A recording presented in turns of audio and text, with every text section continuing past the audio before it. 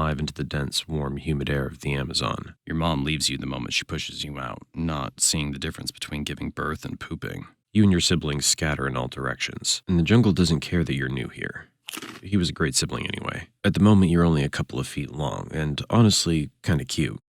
Jaguars, caimans, and even large birds would find a meal like you irresistible, but you know how to disappear. In the river, you blend in with the brown, murky current, slipping unnoticed beneath the surface. It feels almost fun, but playing in the water makes you hungry, so it's time to get serious. Your senses, though still developing, are already sharp enough to pick up movement in the water. You notice a small fish darting by, a perfect target. You freeze, letting the current carry you, getting closer and closer. Your jaws clamp down with shocking speed, and your first kill is yours. It's a tiny victory, but a victory nonetheless, the first of many. You want to grow fast. Out here, survival is all about getting big, strong, and sneaky.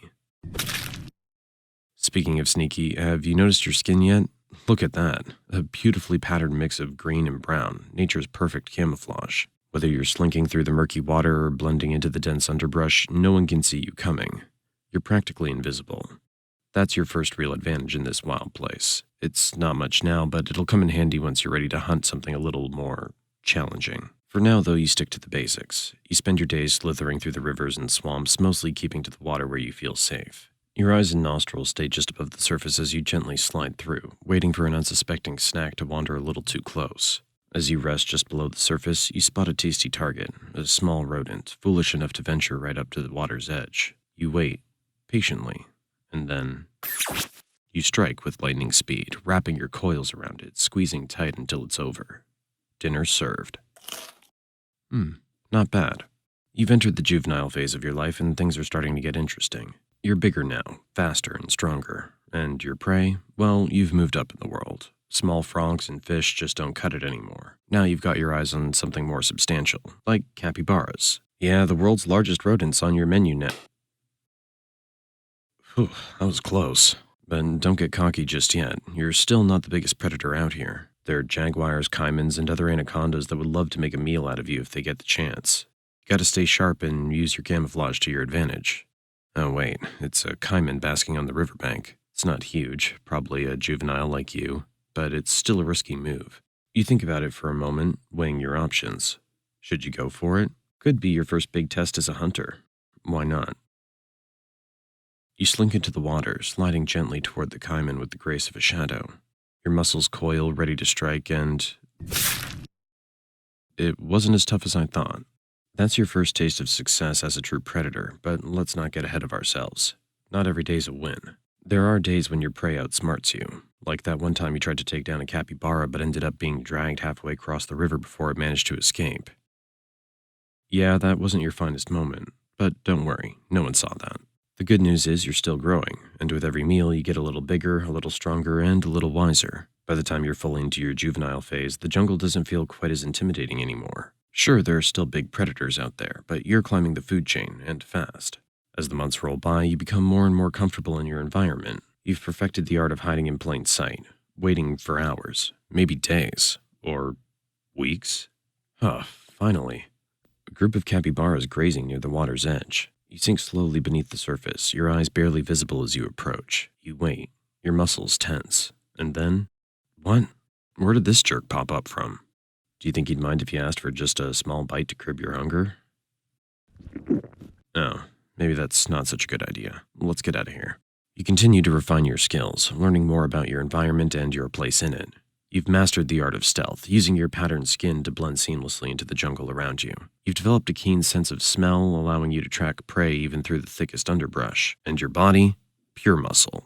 At this point, you're no longer just a juvenile anaconda. You're approaching adulthood. You've reached a size that commands respect, or at least some healthy fear from most of the creatures in this territory. At over 15 feet long and still growing, you're a true force to be reckoned with. No more small-time snacks for you. You've graduated to bigger prey. And by bigger, we're talking deer, wild pigs, and even the occasional caiman that dares to cross your path. As you grow, the jungle becomes more crowded, and you need a place to call your own. It's time to search for a territory, a safe space where you can hunt, rest, and hunt. You slither through the dense jungle, exploring every corner, crossing rivers, climbing over fallen logs, and navigating the thick underbrush. You need to find a secluded area, somewhere near water, with plenty of prey but far from other predators.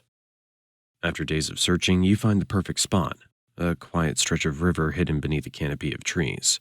The perfect territory. You mark the area with your scent, claiming it as your own. This is where you'll live out the next chapter of your life. And speaking of the next chapter, it's time for something new. Mating. It's not just about survival anymore, now it's about passing on your genes. As mating season arrives, you begin to pick up the scent of a potential mate nearby. You follow the trail, slithering through the thick jungle and dense swamp until you find another anaconda, a female. What a beauty. The courtship begins. It's a slow, winding dance as the two of you coil around each other. For hours, you move together in a mesmerizing spiral until finally the deed is done. The female will carry out your legacy. Several months later, as a female, you find a secluded area to give birth. You don't lay eggs like many other snakes. Instead, you give birth to live young. Between 20 to 40 baby anacondas will enter the world, much like you did years ago. But your job's done. You leave, never to see the offspring, knowing that most of them won't survive their first year.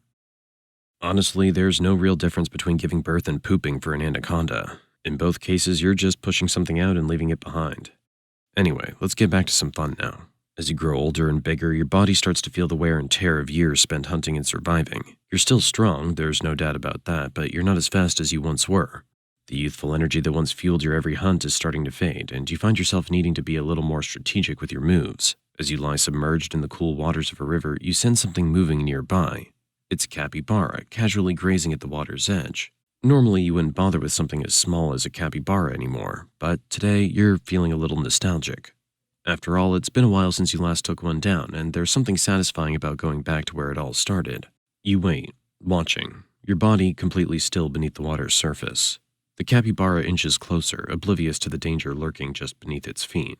And then, in a flash, you strike.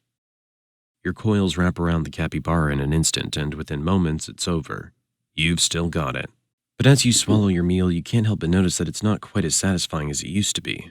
Sure, the thrill of the hunt is still there, but something's changed. You've grown, not just physically, but mentally. One day, as you stalk a young deer near the water's edge, you sense that something's different. Your muscles coil, ready to strike, but just as you lunge, something goes wrong. The deer senses you at the last second and bolts. You try to chase, but your body doesn't move as quickly as it used to.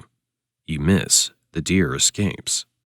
It's the first failed hunt in a long time, but something feels different this time. You feel the exhaustion deep in your muscles, the weight of the years finally catching up with you. You slither back to the water, but you know that it won't get easier from here. In reality, most anacondas don't die in battle. They simply grow too slow and too tired. Eventually, the jungle takes them back.